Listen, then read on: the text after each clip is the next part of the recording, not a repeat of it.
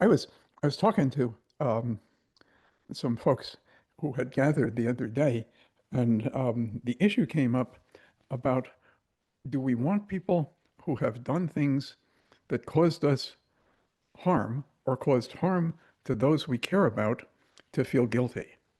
It seemed um, that the majority of folks did kind of feel that that might be a real good idea. Just let's um, let's consider it for a moment. If someone had done something that you think of as really awful that hurt you, or worse yet, maybe hurt somebody you cared about, somebody you love, um, would you want that person to feel badly, and would you want them to feel guilty? Um, so I would suggest that when I feel guilty, it doesn't feel good. Any of you guys notice when you feel guilty, it just feels freaking great and you want more of it? I mean, I think there are people that feel great when they do things that mess people up, but I think there's a different name for that other than guilt, don't you think? So if you're feeling guilty, it feels bad.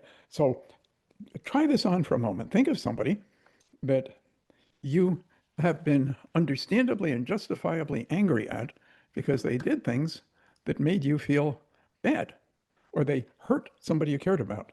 So bring that person to mind for a moment. Don't get all melodramatic about it, but just give it a thought for a moment, and um, and then come back to me. And so, if we're looking for that person to feel bad, I'd ask you to check this within yourself. Do you tend to be better to people when you feel bad or when you feel good? So that's just consider that a moment. If you're really feeling really good, are you out there thinking of, do you feel grouchy? Do you feel short-tempered? Do you feel surly? Do you feel impatient? Do you feel hateful when you're really feeling good? Do you look to harm people when you're really feeling good? Um, what about when you're really feeling bad? So if you check it out, what most people are telling me is that they tend to be a lot better to others when they're feeling good than when they're feeling bad. But when somebody hasn't been good to us or somebody else, it's natural to want them to feel bad. But if they feel bad, isn't it likely that that will cause them to act even worse? So just for a moment, consider what it might be like to think about installing, if you had the ability to install stuff, installing um, compassion into that individual as opposed to guilt. Now, you have a certain amount of compassion. You're so nice. I can see that you do. And if I say to you, well, I'm glad you're here because we're going to completely remove compassion from you and never give it back, I think most of you would say, no, no, let me keep my compassion. And then I might say, well, why the hell do you want it? What are you going to do with it? Let's get rid of it. You could be a little lighter without it, don't you think? No, no, I like it. Why do you like it? Because it actually makes life better. So it makes life better. So if you're thinking that somebody's done something wrong and you're going to cause them to experience compassion, well, it's probably going to make their lives better instead of worse. So they did something, hurt your feelings, hurt somebody else, hurt somebody you care about, did a ton of damage, and now you've thought about making that person feel better. But I guess that's the price of getting them to act better.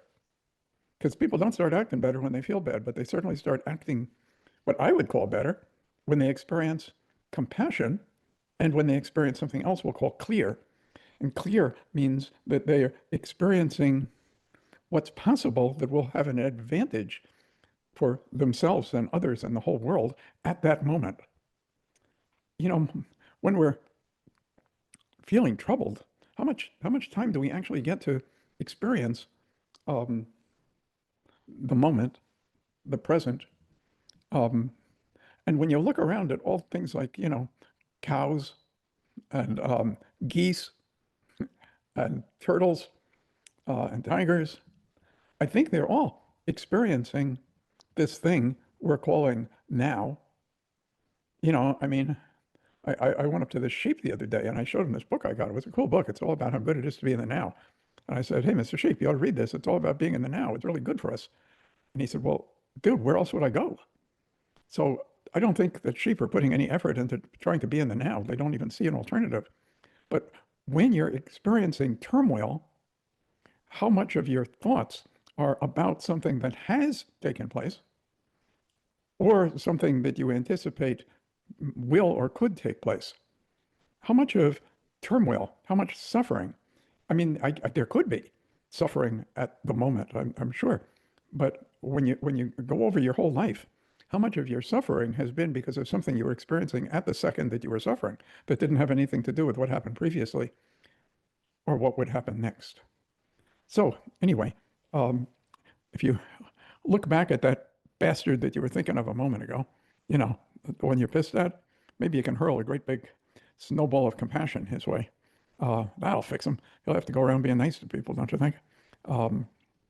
And, you know, I might not like that because if I hate people, I like them to feel bad. But if I throw that compassion their way, you know, maybe I won't like it. But certainly the people that that fellow encounters will be in significantly better shape, I'm thinking. Maybe, perhaps. So that's enough babbling from me today.